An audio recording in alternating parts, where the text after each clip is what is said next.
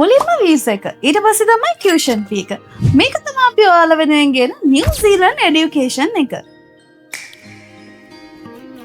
ඉතින් lower tuition fee එකට ඒ වගේම education accept කරන ඔයාලට weekly 25 hours work කරන්න පුළුවන් part time. ඒ වගේම vacation time වලදී ඔයාලට full time work කරන්න පුළුවන් opportunity එකක් හම්බ වෙනවා. up to 3 years වෙනකම් PSW එකක් හම්බ වෙනවා.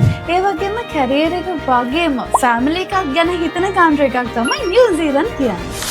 මේකට තියෙන බෙස්ම සොලියුෂන් එක තමයි නිව්සීලන්ත කියන්නේ. නිව්සීලන්ත යන ඔයාලට ඔයාගේ ස්පවුස් වගේම බබාව එක්කන් යන්න පුළුවන් ඔපචුනිටි එක හම්බ වෙනවා.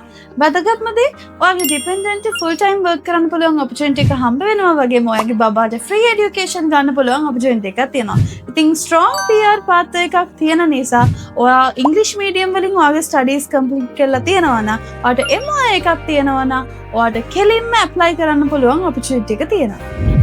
නිව්සීලන්ත වගේ country එකක fast and easily ඔයාලට admission එක ගන්න පුළුවන්. ඉතින් නිව්සීලන්ත කියන්නේ හරි safe country එකක්. මේ වගේ country එකක ඔයාලගේ education එක කරගෙන admission එක secure කරලා ඊට පස්සේ ඔයාලට ඒ රටේම work කරන්න පුළුවන් opportunity එකක් ඔයාලට හම්බ වෙනවා. ඉතින් මේ වගේ better option එකක් මං හිතන්නේ ඔයාලට හම්බ වෙයි කියලා. එහෙමනම් අදම මේ screen එකේ තියෙන number එකට කතා කරලා ඔයාගේ future එක bright කරගන්න.